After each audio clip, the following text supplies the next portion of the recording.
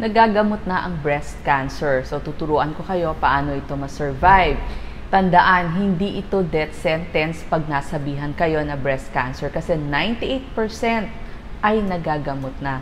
Basta, maaga ninyong malalaman, maaga kayong magpapagamot. Meron ng mga paraan para mapaayos na rin yung appearance ng breast ng isang pasyente pagkatapos ng operasyon. So marami na kayong choices o pagpipilian pagdating sa test at gamutan. Ang kailangan lang sa pasyente ay positibong pag-iisip. Tapos maging aktibo sa gamutan. Iisipin, naggagaling kayo. Mag-self breast examination kada buwan para malaman ng maaga kung meron na ngang problema sa inyong breast. Okay po na umiyak kayo. Siyempre lahat naman tayo takot mamatay gugustuhin pa ba ako ng asawa ko? Yan yung mga tanong. So humanap ng mga makakausap at tutulong sa'yo. Tapos dagdag pa yung mga stress sa buhay. Paano yung gastusin? Paano ka papapasok sa trabaho mo? Tsaka paano yung mga anak mo? Kailangan ipaliwanag sa inyong mga anak ano ang mangyayari, ano ang sakit, kasi takot din naman yung mga bata kung sila ay mauulila. So, paano ba nadadiagnose ang breast cancer? Yan, so ang dami-daming mga emosyon. Kaya kung ito tinuturo sa inyo, ito ho para dun sa mismong pasyente, sa kanilang mister, paano sila makakatulong, at dun sa inyong mga bata. Kasi pag nasabihan ka may breast cancer ka, parang ang dami-daming bagong terms na kailangan mong malaman o aralin. Ngayon mo lang narinig. So, ito po yung i-discuss natin para pag narinig nyo dun sa doktor ninyo, hindi kayo magtatago. Number 1 rule, wag ho kayong magtago. Magpagamot agad. Pero may panahon kayo para mag-isip. So, para malaman nyo may breast cancer ba kayo, tignan nyo mabuti sa salamin at kapain ang inyong breast. So, makikita nyo ba, nangapal, nagkaroon ng parang dimple o parang pumasok paloob o kaya yung inyong utong o nipple, bakit parang may sugat? Medyo mainit, may lumalabas na dugo or kulay puti, nagkaroon ng sugat-sugat o kaya parang may bumukol. Yung iba naman, bumaliktad yung nipple, bumalik. Tapos naging iba-iba yung size, parang nagkabilog-bilog. At saka mapapansin nyo, bakit parang naging dalanghita yung inyong breast? Tsaka may makakapa talaga kayo. Yan. Kaya sinasabi ko, kada 15 or katapusan ng bawat buwan, kapain ang inyong breast. So, paano malalaman? Una, magkakapa talaga kayo. Meron din, para malaman kung talagang breast cancer, ipapa-x-ray na kayo ng inyong doktor. Huwag ho kayong matakot dun sa mammogram, maliit lang naman ho yung x-ray nun o yung rays nun. Tapos, ultrasound, sound waves lang ho yun. Pag sinabi namang MRI, itatapat lang naman kayo. Magnetic energy lang po yun, radio waves. So, walang x-ray dun sa radiation nyo. Tapos, iba-biopsy. Siyempre, kailangan matingnan ng doktor sa inyong, sa kanilang microscope. So, meron kasing tumor testing na tinatawag.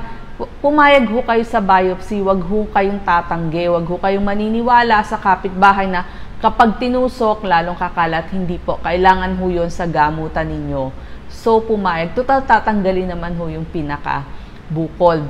So, yung microscope, titingnan kung nandun pa sa lugar or kumalat na ba. Tapos, meron din mga hormone test ito. So, maririnig nyo na. Diba, nasabi ko nga, yung mga laboratory. So, pag narinig nyo yon, humanap po tayo ng pondo para mapagawa yon.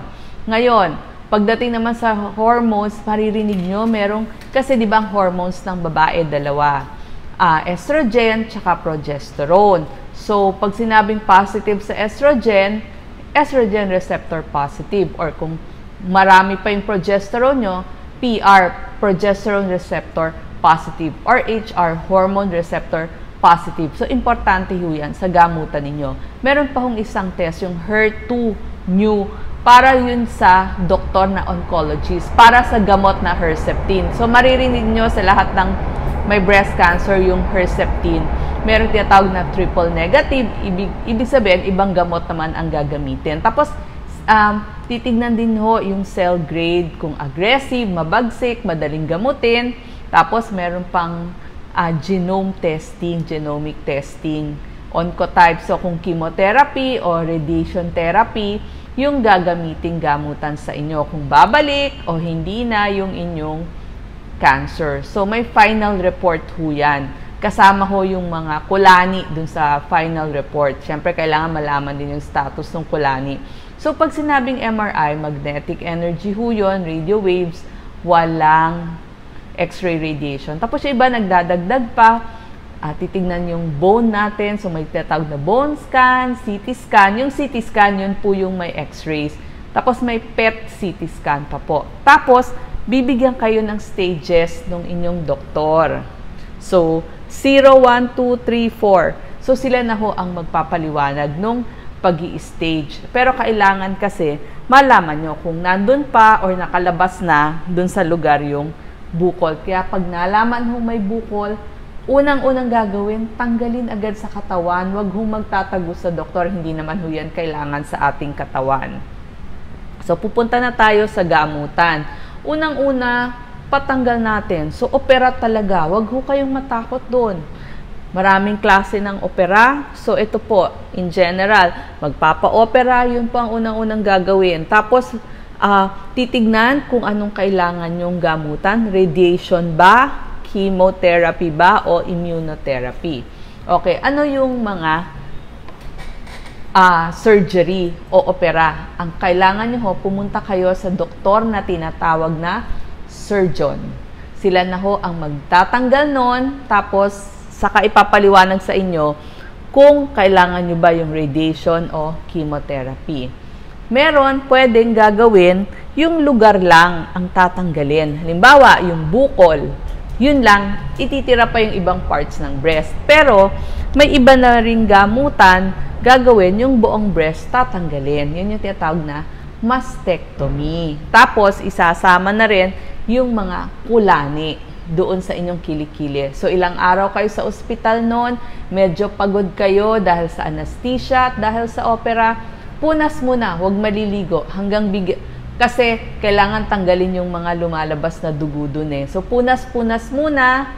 Pwede nyong gamitin o igalaw-galaw ang inyong braso. Medyo masikip lang at parang bugbog ng konti. Siyempre, nag-opera eh. Pwede kayong magtrabaho na yung mga simple trabaho lang hanggang sa inyong makakaya. So, anong magiging side effect nito sa katagalan? Kung naoperahan kayo, medyo manhid lang dun sa kilikili at saka sa inyong balikat. At yung iba naman, medyo lumalaki yung kanilang braso. Ang tawag doon, lymphedema.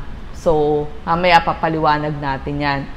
Huwag ho kayong mag-alala dun sa lymphedema kasi nagagamot ho yan ng rehab medicine doctor. Ipipiti kayo or tinatawag na physical therapy kasi may mga massage na pwedeng gawin, lalagyan ng masikip na medyas o yung compression socks, exercises. So, yun ho yung mga gagawin. Ngayon, huwag ho kayong matakot dun sa radiation.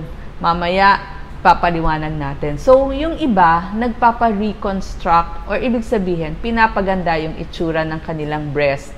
Okay din po yun. Surgeon din ho ang gumagawa nun. Plastic surgeon. Kailangan pumili kayo ng experience. At saka pag-opera sa inyo, pwedeng ipaayos na dun sa inyong plastic surgeon. Kasi parang nakita nila, mas better yung resulta kung ginawa pagkatapos ng opera kesa i-delay. Medyo masakit-sakit hanggang 3 araw kung ni-reconstruct or inayos yung breast nyo. Pero maghantay lang kayo ng 1 buwan bago gumawa ng mabigat na trabaho. Maraming klase nung ipang-reconstruct or flaps, pwedeng galing din naman sa inyong katawan yon or pwede yung nilalagay na silicone. Tapos kasama dun sa pag-opera, yung tinatawag nating radiation therapy. Tatapatan yung inyong dibdib ng radiation. So, radiation oncologist naman, so medyo marami-raming doktor nakakausapin. Tatapat yung x-ray dun sa breast. Ang tawag sa ito po yung makina, tawag dyan linear accelerator, may sinasabi din na brachytherapy, so ipapaliwanag yon. Side effect ng radiation, medyo pagod kayo, tapos may pagbabago dun sa inyong balat. Yan. So, pagod, may pagbabago lang dun, parang nairita. Siyempre, may radiation dun sa inyong balat, tsaka mag-iiba yung kulay, medyo masakit ng konti. Yung long-term effect, ito nga, medyo lalaki lang yung inyong braso. Sabi ko naman, pwede namang ipiti yan. So, yun yung side effect ng ating radiation. May isa pa, kung hindi po kayo sa radiation, pwede din chemotherapy. Gamot naman ang ibibigay sa inyo. Pwedeng iniinom o pwedeng pinadadaan sa ating mga ugat. Sa swero, pwede din. Yan ang tinatawag na chemotherapy. Alam ko po, takot na takot. Mas takot pa tayong mag-chemotherapy kesa dun sa operasyon. Okay? Huwag ho kayong matakot kasi hindi naman pang matagalan yon. Papaliwanag sa inyo ng doktor na oncologist. So, binibigay nga ito agad, in cycles. So, sisimulan agad. Pag sabing in cycles, kumbaga, isang grupo. So, medyo bababa lang yung blood cell count nyo, pero wag ho kayong mag-alala, bibigyan naman kayo ng mga gamot pang pataas ng mga blood cell count nyo. Ang nakita lang nila, yung mga nag-chemotherapy, medyo tumataba. Iwas na lang ho kayo sa mga taong may sakit, kasi nga po, medyo mababa yung blood cell count nyo, mas madali kayong mahawa ng mga sakit. Tapos, meron ding mga, syempre, ang side effect nun, mahuhulog yung inyong buhok, mag-wig na lang ho tayo. Tapos medyo parang laging nasusuka, hindi makakain. Pero pansamantala lang naman ho yan. Babalik din lahat. Ang problem nga daw sa iba, nag-weight gain pa nga sila. So wag ho tayong magpataba maigi. May tinatawag din na hormone therapy para dun sa ating breast cancer. So yung doktor nyo na lang po ang magsasabi kung kailangan. Meron ding matinatawag na immunotherapy. So, kung bibigyan kayo ng mga Herceptin, yung mga ganon, sila na ho ang magsasabi. So, maririnig nyo yan. Pinaririnig ko lang sa inyo para hindi kayo matakot pag biglang nasabihan. Yung mga alternative or complementary, ang example, pangtulong lang ho sa inyo yon. Halimbawa, yung mga meditation, iisipin nyo na kayo ay gagaling. So, i-visualize nyo. Tapos, kung hindi kayo makakain, pwede ho kayong pumili ng mga protina. Ito. So, yun munang iiwasan. Wag hong masyadong matatamis o kaya yung mga pangpataba, yung maraming fats o kaya masyadong yung mga red meat. Mas gusto natin, mas marami yung plato nyo, more gulay at saka prutas at saka mga isda kasi kailangan nyo ng omega-3. Ang pangpalit nyo bilang sa protina, mas pinapakain ho ng mas maraming protina katulad ng mga itlog, tokwa, tsaka mga beans, yung mga munggo. Yan yung mga pwede nyong pangpalit. Tubig na, syempre, ang gawin natin, panay-panay ho ang inom ng tubig. So, marami tayong pwedeng kainin, gulay, prutas. Yan pa rin po ang best para sa ating cancer. So, ulitin ko lang po, 98% magagamot. Pag wala hong pera, pumunta sa gobyernong ospital, mga DOH hospital, ospital ng inyong LGU o provincial hospital. Kung hindi ho kayo miyembro ng PhilHealth, hanapin ho yung social worker doon sa inyong ospital. Tutulungan kayo, lumapit sa mayor or doon sa city health officer para kayo ay maoperahan, matulungan ng libre. Importante po yung self-breast examination, wala naman hong bayad yon. Sa mga asawang lalaki, suporta kay misis, trabahong bahay, kausapin, kailangang marinig niya na gusto pa rin niya kayo at humingi ng tulong sa pamilya at malalapit na kaibigan. Salamat po.